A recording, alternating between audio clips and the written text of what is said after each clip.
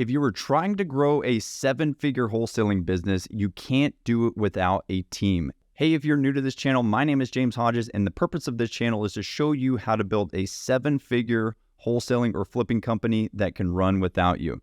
Now, in this video, I want to show you exactly how to build out your wholesaling team, what team members you should have in place if you want to get to the 7-figure level.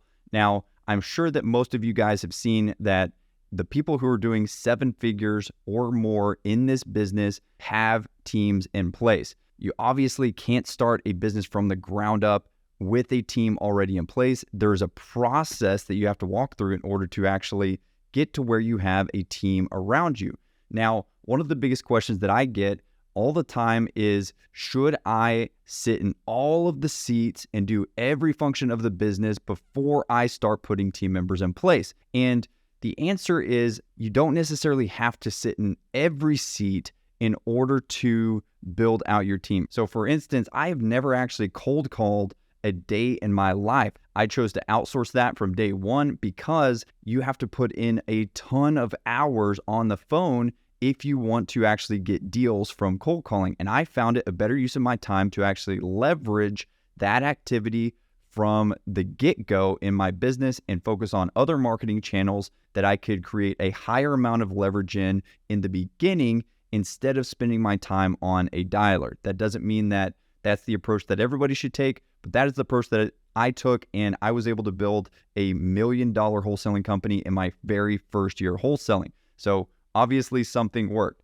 Now, as far as building out your team, my recommendation is to follow this sequence in building out the team. So the very first thing that I would recommend to delegate inside of your organization is actually going to be marketing. Now, the reason why I recommend to delegate marketing first is because this activity, if you are the one who is actually generating the leads inside of your business, that takes a ton of time. So you may need to close a couple of deals in order to have money to put into your marketing machine or to be able to delegate the marketing responsibilities. But as soon as you have ample funds to create leverage inside of the marketing department, that means that you can hire cold calling agents, you can hire SMS agents, you can do direct mail, you can do PPC. All of those are high leverage marketing activities, meaning it doesn't require you to manually generate all of the leads. But if you're having to drive for dollars, if you're the one on the cold call dialer, if you're the one on the SMS platform sending the text messages, then that is low leverage and that is going to be really slow going. And it's going to be really hard to scale your business or impossible to scale your business if you are having to manually generate leads yourself. So the first thing that we want to delegate cold calling. Now, for myself and my company, I completely outsource cold callers. I will include a link in the description to the cold calling company that I personally utilize, and they are complete plug and play service, meaning you can literally hire them and they can start dialing within a matter of 7 days. All you do is provide a list to them. That's the exact situation that I have for my cold callers, and I have a 7-figure company. So first thing we want to delegate is marketing. Now, the second position that we want to have in place inside of our company is a lead manager. So a lead manager is going to be the person that handles all of the leads that come in through the marketing department, and they will qualify the lead, and then they will schedule an appointment with the acquisitions team. And so a lead manager is a vital position to have in place. That's why I recommend to hire them second, because they're going to be able to take a ton of responsibilities off the owner's plate, and they are going to free up the owner's time to go focus on closing more deals. And a lead manager also is going to be able to do all of the follow-up for all the leads that come into the business. And a lead manager is worth their weight in gold. They are a vital necessity for the company. I recommend to get them in place as soon as possible because they free up so much bandwidth for the owner. And then the third position that I want to have in place is an acquisitions rep.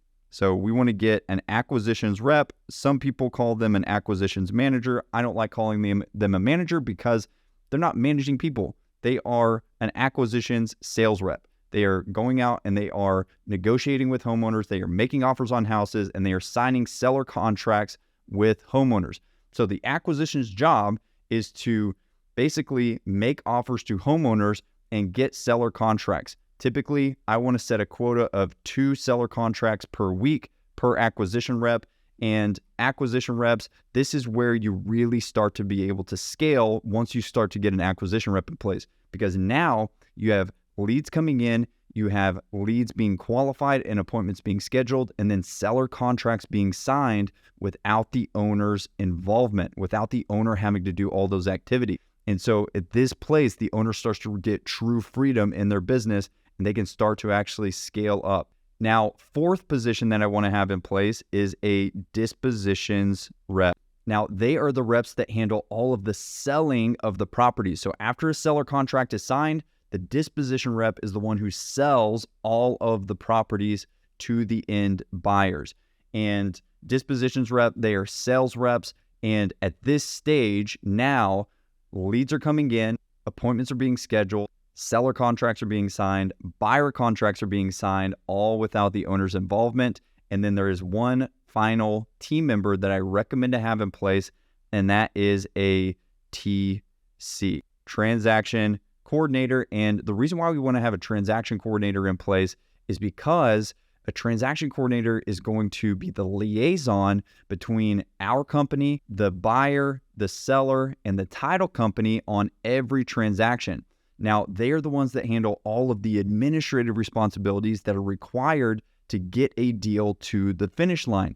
So if any liens come up, if any affidavit of heirships need to be signed, if any documents need to be signed in order for the deal to be closed, the transaction coordinator is the one who is responsible for getting that deal to the finish line and taking care of any kind of documentation, any documents that need to be signed in order to get that deal to the finish line. So a TC is vital. Your whole team will love your transaction coordinator because they alleviate the entire team of a massive administrative burden, and they will alleviate you as the owner as well.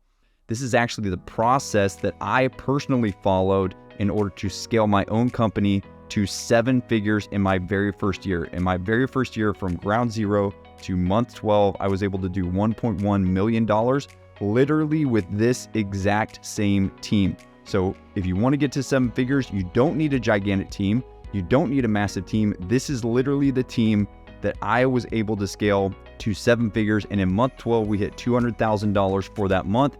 And we were able to do $2 million in our second year with this same team. So literally multiple 7 figures with a 4 core person in-house team. And then we outsourced some of our cold calling and texting.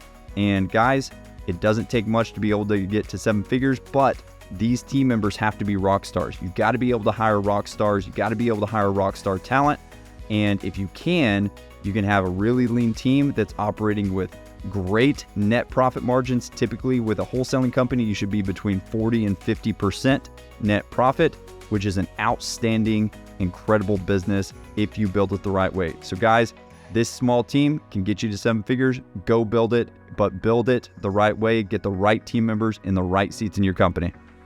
Hey, I hope you found this video helpful. If you did find the video helpful, go ahead and give this video a thumbs up so that we know that you enjoyed it and we can make more videos like this in the future. Also, make sure to leave a comment down below in the comment section if you have any questions so that we can get your questions answered ASAP. And then lastly, if you want more training every single week on how to grow your wholesaling or flipping company to the 7-figure level and beyond, make sure to click the subscribe button and turn all of the notifications on so that you never miss a training video on how to grow your wholesaling business to 7 figures and beyond.